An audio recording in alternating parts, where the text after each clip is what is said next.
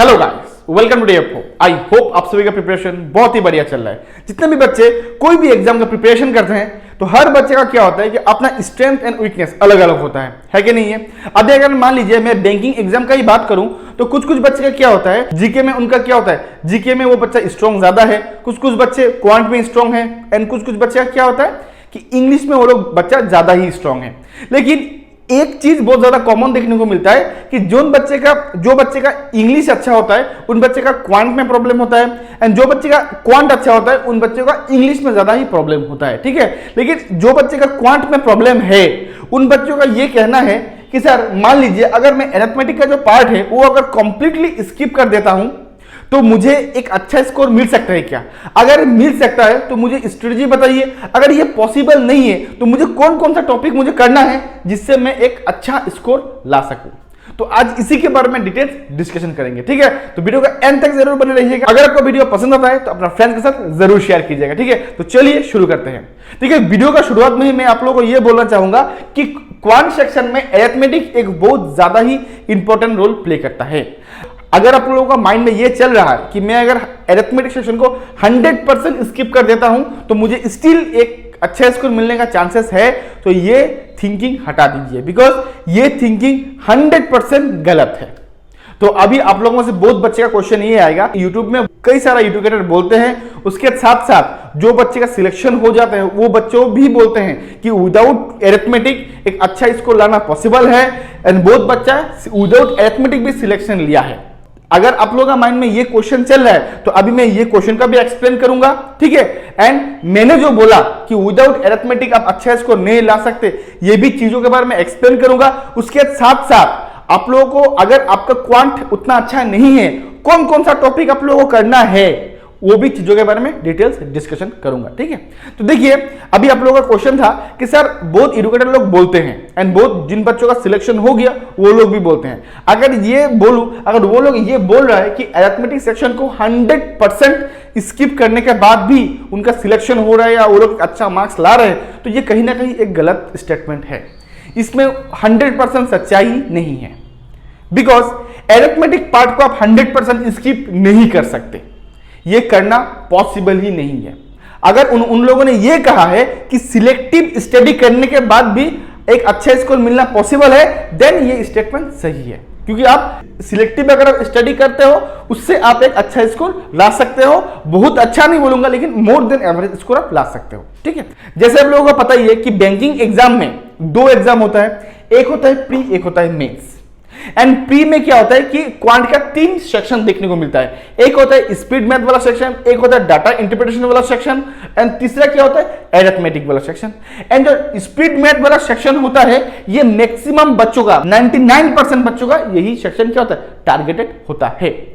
And इसका weightage अगर मैं पीओ में बोलूं तो मैक्सिमम 10 to 12, एंड अगर क्लर्क में बोलूं 15 to 17 या 18 मान सकते हो। ठीक है, अगर मैं डीआई का बात करता हूं तो डीआई में कितना होगा, डीआई में आपका 5 to 10, एंड जो रिमेनिंग है, रिमेनिंग क्या है, रिमेनिंग आप लोग का अरिथमेटिक पार्ट है।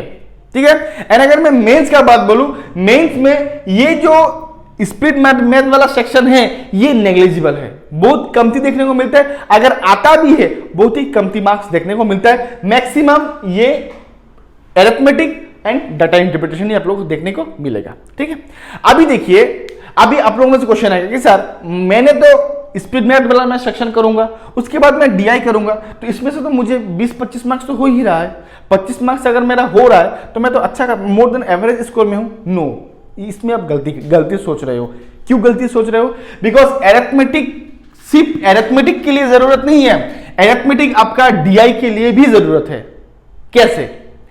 अगर आप पीओ का हो या क्लर्क हो, उनका अगर प्री का पेपर आप देखो उसमें जितना भी डीआई होता है उस किसका ऊपर बेस्ड होता है, ratio and proportion, average, percentage, profit and loss, ये चीजों के ऊपर बेस्ड होता है। तो अब ये चीजें आपको चाहिए ही चाहिए, ये चीजें आपको जानना ही जरूरी है। इसीलिए मैंने क्वांट का जो अरिथमेटिक सेक्शन है उसको 3 पार्ट में डिवाइड किया है, एंड मैंने एक पार्ट को मस्ट डू रखा है, बिकॉज ये पार्ट आपको जानना ही है। अगर आपका क्वांट अच्छा नहीं है स्टिल आपको जानना है, अगर आपको क्वांट अच्छा है तब तो आपको जानना ही है।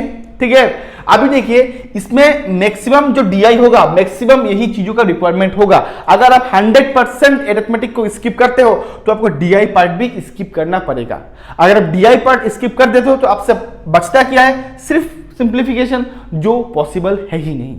सिंप्लीफिकेशन से 10 से 15 मार्क्स में आपका प्री कभी भी क्लियर नहीं होगा। मेंस के बाद तो मैं छोड़ ही रहा हूं, ठीक है, इसलिए मैं बोल रहा हूं ये गलत स्टेटमेंट है, ठीक है।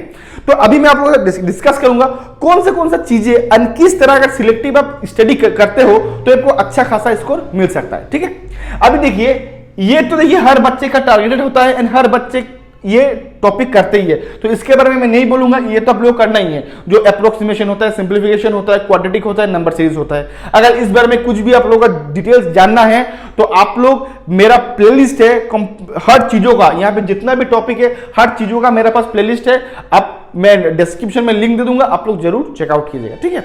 अभी देखिए डीआई, जब आप डीआई सेक्शन में जाओगे, डीआई सेक्शन करने के लिए आपको ratio and proportion, average, percentage, ये चीजों का रिक्वायरमेंट होगा, इसलिए मैंने ये मस्ट डू रखा है, ये आपको करना ही है, ठीक है। उसके बाद आपका आता है सेक्शन 2, जिसमें profit and loss, CI SI, time and work, pipe and क्रिस्टियन, time, speed and distance and boat in stream. अभी ये सारा टॉपिक में हमें ऐसा टॉपिक चुनना है जो एक टॉपिक के साथ साथ दूसरा टॉपिक भी मेरा हो जाए। तो इसमें क्या होता है, जैसे time and work and pipe and क्रिस्टियन, बोथ आर सेम टॉपिक। ये पाइप एंड क्रिस्टियन क्या है, टाइम एंड वर्क का एक एडवांस प्रोसेस है, ठीक है। सेम टू सेम बोटिन स्ट्रीम क्या है, स्पीड, टाइम एंड डिस्टेंस का एक एडवांस कॉन्सेप्ट है। अगर आप ये दो टॉपिक कर लेते हो तो आप ये 2 का जगह में आपका 4 आपका कंप्लीट हो जाएगा, ठीक है। तो यहां पे अगर आप प्रॉफिट एंड लॉस भी कर लेते हो, बस या एसआई भी कर लेते हो, तो यहां पे देखिए 6 टॉपिक मैंने लिखा है आउट ऑफ 6 टॉपिक। अगर आप 4 to 5 टॉपिक्स भी ठीक तरीके से कर लेते हो, बेसिक, थोड़ा सा बेसिक एंड थोड़ा सा एडवांस जान लेते हो, तो आप लोगों के लिए बहुत ज्यादा बेनिफिशियल होगा। तब देखिए, तब ये मार्क्स, उसके साथ साथ ये मार्क्स भी आपका आ जाएगा। एंड ये पार्ट से पीओ का प्री हो या क्लर्क का प्री हो, यहां पे कम से कम 3 से 4 मार्क्स आपको देखने को मिलता ही है, तो ये स्कोर भी आप ले सकते हो। एंड ये पार्ट से कम 4 to 5 मार्क्स मिलता है। इससे अगर आप 2 से 3 मार्क्स भी लेते हो तो आप ओवरऑल करके देखिए अच्छा स्कोर आपका बन जाएगा। उसके साथ साथ जैसे आपको क्वांट का प्रॉब्लम है, तो ये पार्ट जो थर्ड वाला सेक्शन है, जहां मेंसुरेशन है, प्रोबेबिलिटी है, जहां परमुटेशन कॉम्बिनेशन है, वो आप सेक्शन अगर आप स्किप भी करते हो, लेकिन मैं प्रिफर किसी को भी नहीं करता कि कोई टॉपिक स्किप करे, अगर एटलीस्ट बेसिक जान लो। लेकिन हालांकि आपका क्वांट में बहुत ज्यादा प्रॉब्लम है, इसलिए मैं बोल रहा हूं कि अगर आप थर्ड सेक्शन स्किप भी कर देते हो तो आप सेक्शन 1 और सेक्शन 2 से आप एक अच्छा खासा, मींस आउट ऑफ 10 में से कम आप 5 to 6 मार्क्स आराम से कर सकते हो। एंड डीआई में अगर ये चीजों में आपका कॉन्सेप्ट क्लियर हो गया तो यहां पे भी अगर 10 आता है तो आप 7 to 8 मार्क्स आराम से कर सकते हो। तो ओवरऑल अगर कितना बनता है, देखिए यहाँ पे अगर मान लीजिए 15 आ रहा है, ये सेक्शन से मान लीजिए 15 आ रहा है, डीआई से मान लीजिए 10 आ रहा है, एंड पार्ट 3 एरिथमेटिक से मान लीजिए 10 आ रहा है। ये 15 में से अगर आप 13 करते हो, ये डीआई में से मान लीजिए 7 करते हो, एंड एरिथमेटिक से मान लीजिए आपका आप 4 भी करते हो, 24 आ रहा है। तो अगर आप ये मिनिमम मार्क्स मैंने मिनिमम मार्क्स बोला है।